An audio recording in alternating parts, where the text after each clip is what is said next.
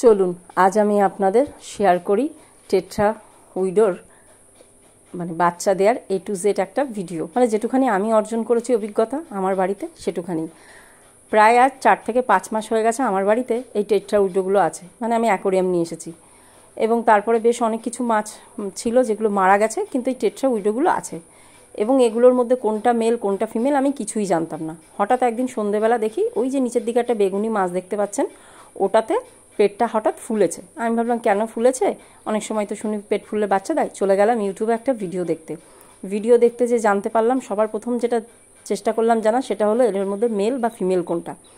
Male female চেনার সব থেকে সহজ 2-3টে উপায় আমি জানতে পারলাম। প্রথম উপায় হলো ফিমেল মাছগুলো একটু গোলাকার হয়, পেটগুলো যখন বাচ্চা দেওয়ার হবে তখন ফুলে যাবে, আর মেল মাছগুলো একটু ছোট হয়।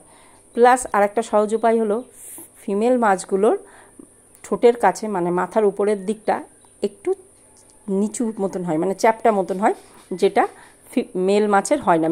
মেল মাছের একদম একতরাল থাকে। যদিও বা আমি এই ভিডিওতে খুব ভালোভাবে সেটা দেখাতে পারলাম না, কিন্তু আপনারা দেখলেই বুঝতে পারবেন যে ফিমেল মাছ মেল মাছের তুলনায় বড় হয়।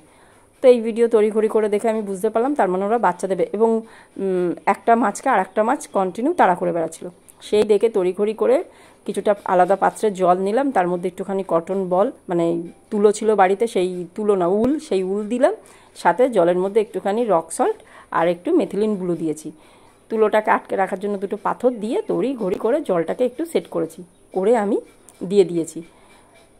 পরের দিন দেখি সত্যিই, কারণ আমি শুনেছি টেট্রা উইডো নাকি বাচ্চা দেওয়ার টাইম হয় ডিম ফোটানোর, হয় রাতের বেলা দেয়, না হলে একদম সকাল থেকে শুরু করে। আমি রাতের বেলা যেহেতু পুরো প্রসেসিংটা করেছিলাম, তাই সকাল ওই 7টার সময় উঠে দেখি এই অবস্থা। মানে পুরো আমি জানি না আপনারা কতটা বুঝতে পারছেন, অ্যাকোরিয়ামের এই যেই পাশের এই যে গামলার মতন যেটা রেখেছি তার মধ্যে দেখুন ডিমে পুরো ভরে গেছে, মানে গিজগিজ করছে।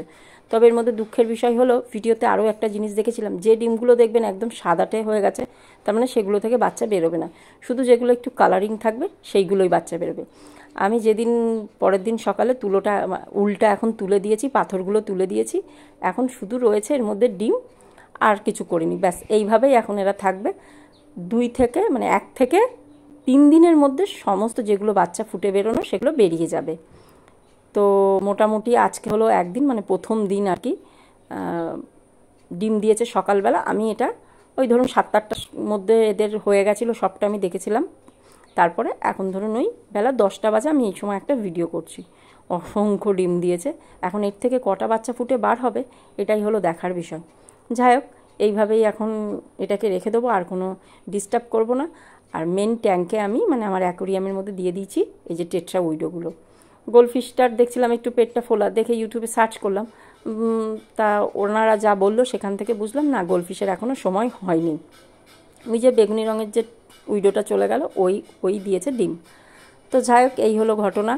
তবে আনন্দের বিষয় হলো এটা, কারণ আমরা জানতামই না।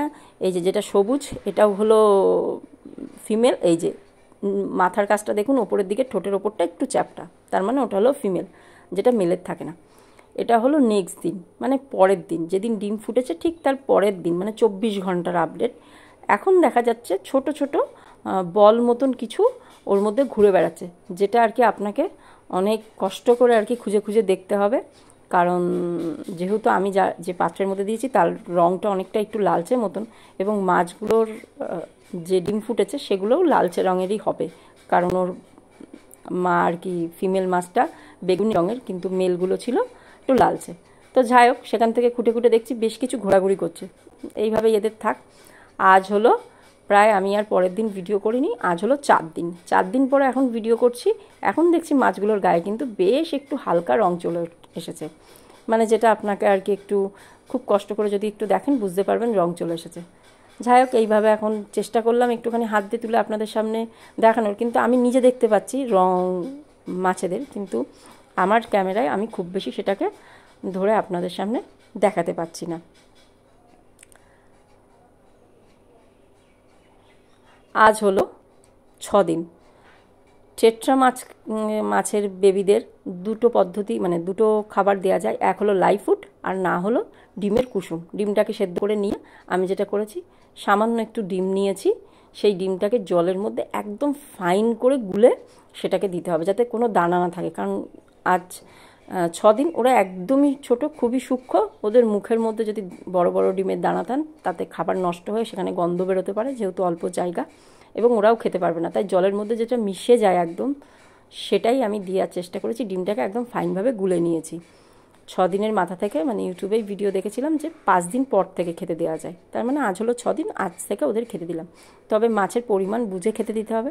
আমার যেহেতু এখানে সব শুদ্ধ মিলে ওই মনে হচ্ছে 14-15টা মতন মাছ আছে, সেই বুঝে আমি আন্দাজে একটু দিয়েছি। আর এটা হলো আজ 8 দিনের মাথায়। ওই দেখুন পাতার ওপরে একটা মাছ, দেখে রঙটা আশা করি বুঝতে পারছেন। মাঝখানে আমি যেটা করেছি, একটু আমান পাতা ছিল আমার বাড়িতে, সেই পাতা একটু ধুয়ে ওর মধ্যে দিয়েছি।